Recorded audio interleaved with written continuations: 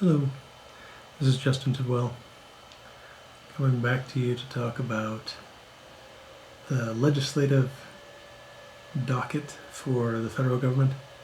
Over the last couple of days, I've been off since last Thursday, I think. But I figured I'd jump back on today and talk about where we are, because there's been some movement. The most important thing I think everybody knows is that we have a Speaker of the House now. After much consternation and back dealing and wheeling, apparently. So that's exciting. Anyway, with that, what I wanted to do is I wanted to talk about the proceedings that have happened in the House, the Senate, and I guess the presidency. I'm not really going to talk about individual departments and things like that unless something weird comes up. Again, the whole point here is to rationally describe what's going on, maybe opine a little bit, but the main point is just to talk about how the machinations of government work in a non-biased and non-caustic way, to be so that we as Americans, this is really mainly for Americans, I guess people that aren't from the U.S. might be interested just to kind of figure out how things work, but mainly this is for Americans to know what's going on. So before I get started on the individual, on the business the last few days, I wanted to talk about a couple of terms. If you look at the legislative docket, so if you go to congress.gov, you can just look at all this stuff. It's just out there. You've got things are labeled a little bit differently. You've got things that are labeled H.R, so like the H.R and then a number, right? What H.R is that's like a House. I don't think R stands for resolution. I'm not sure what it stands for, but it's a bill. That's something that will actually modify the U.S. code if it's eventually passed. Then you've got the same thing for the Senate, S.R, S.R. So the way legislation works is it either starts in the House as an H.R. whatever, some number, S.R, some number. Then it goes through a reconciliation process because rarely are the bills the same in both houses, so they've got to be reconciled. Once they're reconciled, then they go to the president, and the president either signs the bill, or if the president doesn't sign the bill, then it is vetoed. Now, the president can, if the president wants, offer some guidance as to why it was vetoed, or the president can just ignore it, in which case it gets vetoed. But that's the way that works. Now, that's not the only thing that the House and the Senate can do. In addition to that, but they do everything via documentation. So in addition to the H.Rs and the S.Rs, you have H.res, period, and S.res, period. Now, these don't really modify the U.S. code. What these do is these do things, they're kind of like inside baseball things, right? So it's, generally speaking, it's used for, hey, we've got to communicate to the Senate XYZ. We got to communicate, like there were a couple of H-reses, House resolutions that say, hey, we need to tell the Senate that we've got a Speaker of the House. We need to tell the President that we got a Speaker of the House. Yeah, stuff like that. It's just the House or the Senate agreeing with itself that this thing is going to happen. Another example of a House resolution is there's one here, H.Res. 9, expressing the sense of the House of Representatives that China is responsible for the COVID-19 pandemic and must be held financially liable for $16 trillion or something. I think that's trillion. Yeah, it's trillion. I'm reading that. We'll get into what actually happens with all this stuff in just a minute. But that's like another example of a House resolution. It actually doesn't do anything, right? It's just window dressing. It's something that they can splash in a headline on some news, or the sponsor can go back to his or her constituency and say, hey, look, I passed this resolution, aren't I cool? That's kind of the point. I mean, I'm sure that they characterize it differently, but in reality, that's what it's used for. In addition, though, there are things that are, I'll say, material in those Senate and House resolutions. The first one is, I talked a little bit last week about the House resolution. Well, I didn't talk about the House resolution. I said the rules of the House. Well, the rules of the House are formalized through a House resolution. A House resolution has to be passed by a majority of the voting House members. Well, the instrument to make that happen is this H.res. In this case, it was H.res. 5. Another thing is if there's an impeachment, like one of the Republican representatives, a fellow named Pat, I'm assuming that's a guy, I could be wrong, wants to impeach Alejandro Mayorkas, the Secretary of Homeland Security, for high crimes and misdemeanors. So what he did was he introduced an H.res. To make that happen.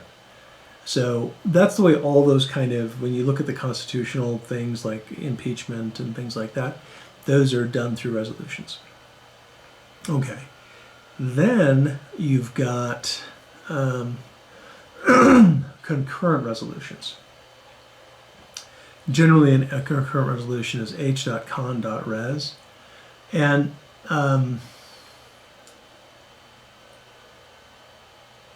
I don't know. I mean, the point there is that it's something that the House and the Senate kind of agree to. I don't know how else to say it. It's as opposed to an individual resolution for the House or an individual resolution for the Senate. It's like a resolution that the House and the Senate agree to. Normally, it's going to be things like how if there's something where both houses of Congress need to work together, it's an agreement on how that's going to happen. If they both want to express outrage over XYZ, that's how they do it. Then there's one more. There's a joint resolution, H.j.res. H.j.res. Generally speaking, joint resolutions are, like as an example, there are 13 out there right now, and pretty much all of them are proposals for constitutional amendments. There's one in here that's something else. Oh, what was it?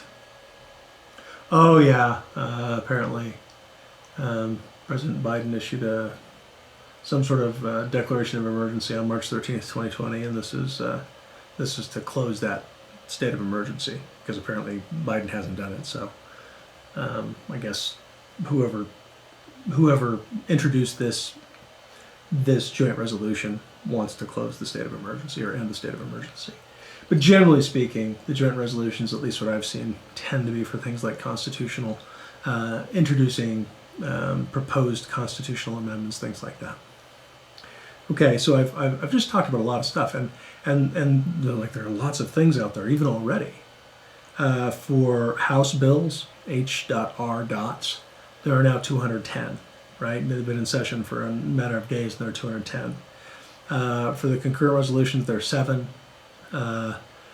For House resolutions, there are 15. Senate resolutions, there are 9. And for these joint resolutions, there are right now, like, what is it? 9, 10, 11, 12, 13. And you think, well, how can I keep track of all this stuff? And the reality is, I guess if that was your job, you could, but you really can't. And honestly, you really don't need to, because it turns out that like a fraction of that stuff actually ever makes it even out of committee into general session stuff. So even though these senators and House members file this stuff a lot, most of it never sees the light of day. So it's interesting, and I've over the years tried to kind of keep up, but it's honestly too much for me. So I haven't kept up. Anyway, that's kind of the way things go. So what I'm going to do is I'm going to talk about what actually has happened on the floor, because that's the stuff that actually is things getting done. And the Senate conversation is fairly easy. They haven't met since we talked last. And all they did was pass. They had 9 Senate resolutions, and all 9 of them were basically, hey, notify this person that this nomination occurred, notify that person that this nomination occurred, so on and so forth. Just basic housekeeping stuff, nothing major, nothing material anyway. Nothing material for you and me, right? I mean, maybe it's material for how the Senate functions, but for us, yeah, who cares? Then looking at the federal, this is the Federal Register. It's federalregister.gov / presidential-documents. Again, this is just looking at, so the president can do a couple of things. The president can issue what are called executive orders. The president can issue proclamations.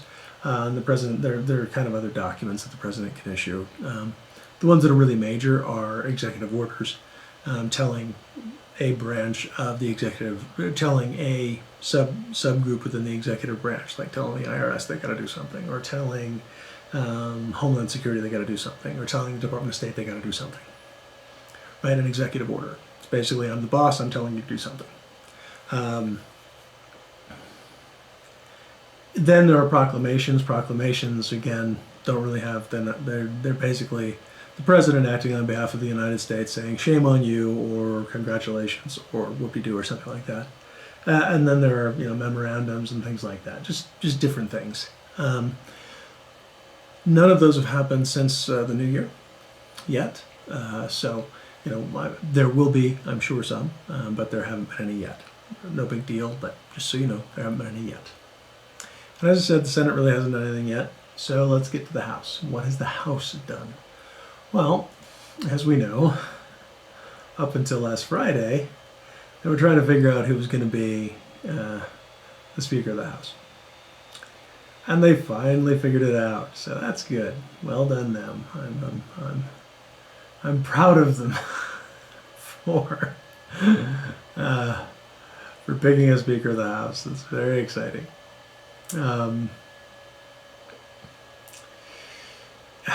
Anyway, Mr. McCarthy is the Speaker of the House.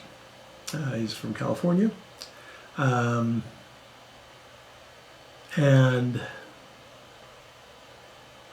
Kevin McCarthy, Kevin McCarthy, just to be clear. Right? Kevin McCarthy is the Speaker of the House. That happened at, let's see,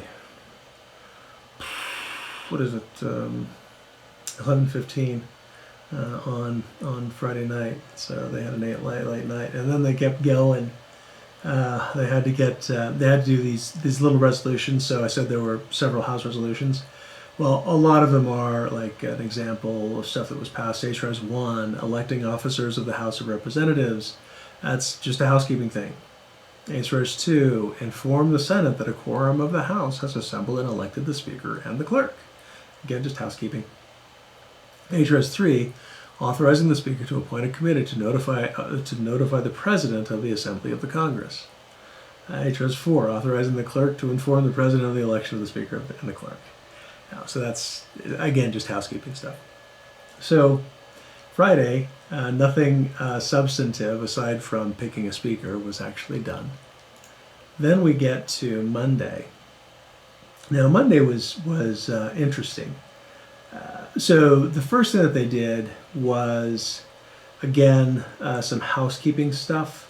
So HRS 5 is actually important, and I'm a little frustrated with HRS 5 because these are the rules of the House of the Representatives. So I talked a little bit last week about the rules, and I talked about what was in the rules, and I think that's a pretty accurate description, what I talked about last week, the changes. But they didn't really,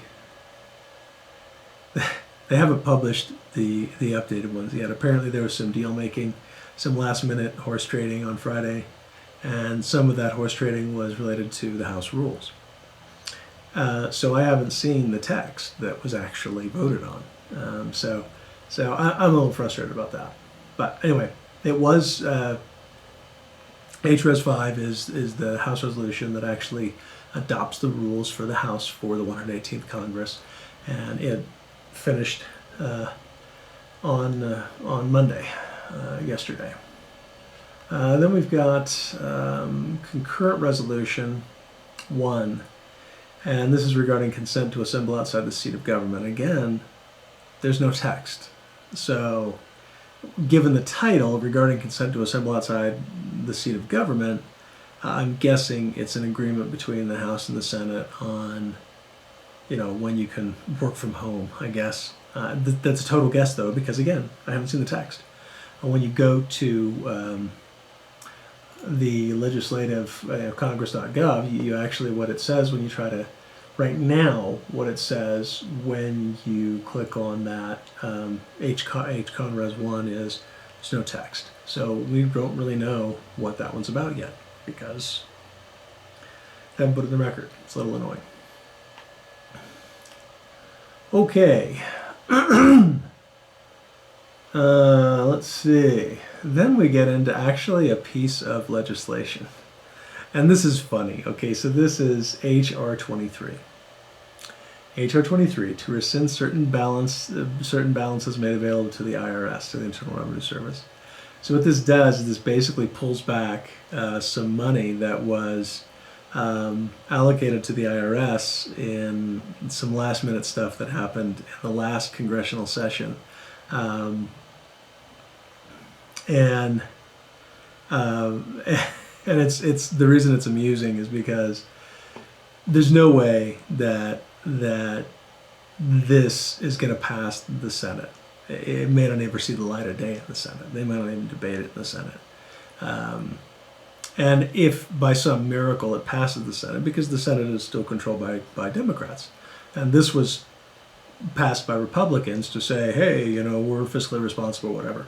Or we don't like the fact that you're making the IRS bigger, a sentiment that I personally agree with. But having said that, my opinion's immaterial, right? I'm not a congressperson. It doesn't matter what I think. But it's amusing that they felt compelled to pass this, which obviously it's going to pass in the House. The House is a Republican body, effectively, or Republican-controlled body. Even knowing that there's no way it's going to pass in the Senate, and if by some miracle it passes in the Senate, Biden's going to veto it. But they still passed it.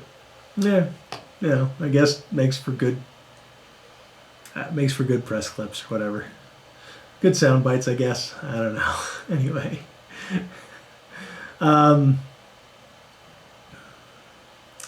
let's see.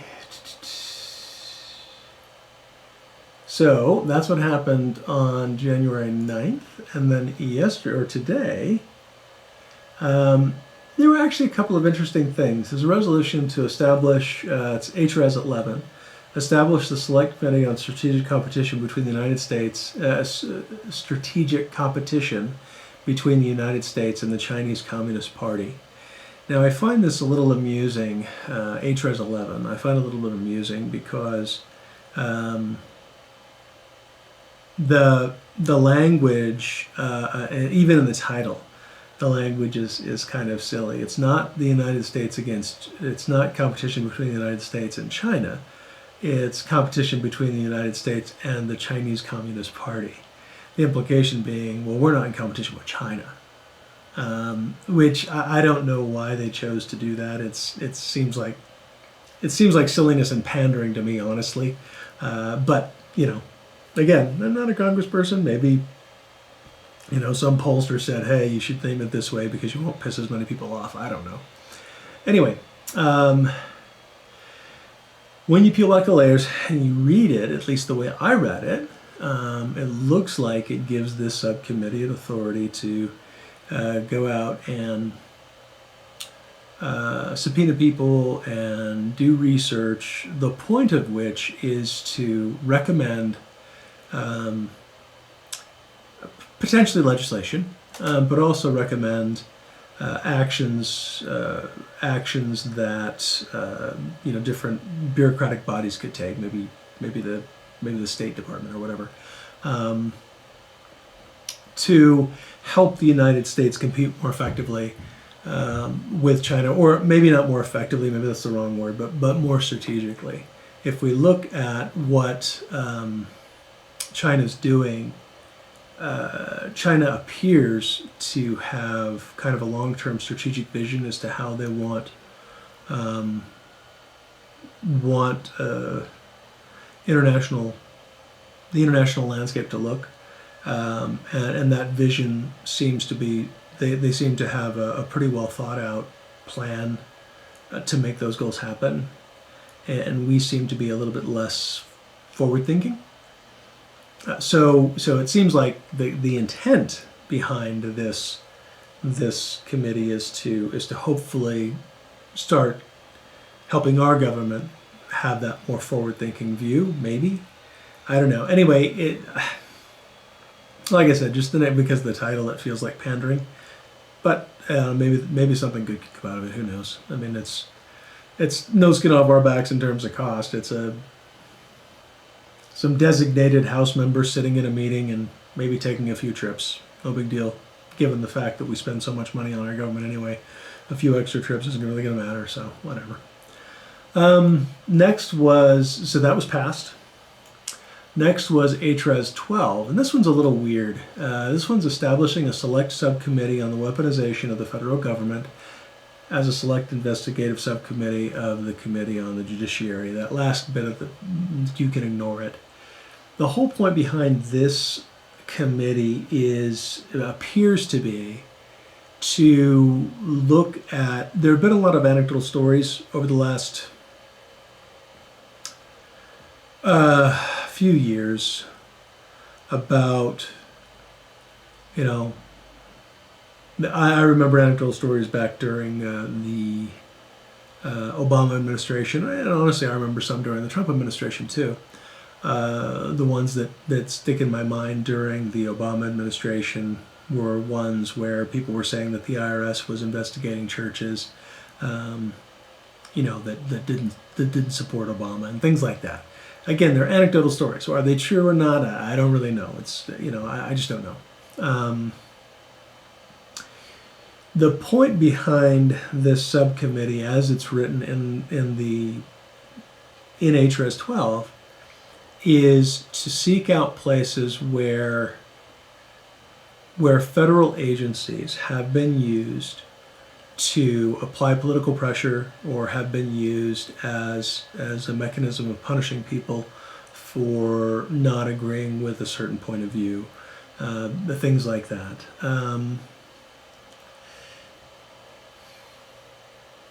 Does stuff like that happen? Sure, it does. That's what happens when you've got this giant behemoth of a government. Yes, of course. Is a committee to find out to acknowledge that that's what's happening? Is it a good idea? I mean, I don't know. It could be used as a bludgeon itself, which is what the Democrats' primary argument was during the debate today. The Republicans brought up a bunch of anecdotal stories about how this happened, and isn't this awful? And yes, all those anecdotal stories are awful. And the Democrats said in turn, well, you're just doing this. We're just using this as a mechanism for a witch hunt. Number one, you're also using it as a mechanism to cover up from Senate Republicans who are perhaps in a dangerous position because they're associated with Trump for some reason, and apparently that's a bad thing. I don't know. Anyway. Is it a good idea? I don't know. Again, my guess is it's more of a pandering thing. There's a significant percentage of voters out there that are really, really, really pissed about perceived injustices using federal authority and federal power to try to influence and bully people. Whether that's true or not, there's a perception that that's happening. And it feels to me like this is kind of a pandering move on the part of the Republicans to hopefully not shut those people up, but give them a vehicle where they can vent those frustrations. And I'm hopeful that it won't be used as a tit for tat, right? I mean, because the Democrats did the January 6th committee and all that kind of stuff, and basically it was an investigation of Trump. Whether you agree with it or not, that's what it turned out to be, an investigation of Trump. And I'm hoping that the Republicans don't use this as a tit for tat, because that's kind of childish, quite frankly. It's third grade, and most of the people there are older than I am, and I'm not young. So I hope it's not a tit for tat. In addition to that, so that was passed as well. And then HRESs 14 and 15 were passed without objection. And this stuff, the congressional record here, and again, I'm looking at live.house.gov, clicking on the activity tab. Electing members to certain standing committees of the House of Representatives. It says consider privileged matter. So, I'm guessing, defense subcommittees, things like that. It's a guess, but especially there was an announcement today that somebody, I can't remember his name, was appointed the head of this defense subcommittee or something. Anyway, so HRES 15 was the last thing of legislative anything today, and our good buddies in the Congress adjourned at 4:50. So that was exciting. Anyway, that's where we stand. It's nice to actually be able to say something besides, well, they still haven't picked a Speaker of the House. They've finally done it, and now they're actually doing stuff. They haven't done anything material yet, as I said, with the exception of HR 23 that won't go anywhere. So anyway, it's been a pleasure, and I will speak to y'all later. Thanks. Bye bye.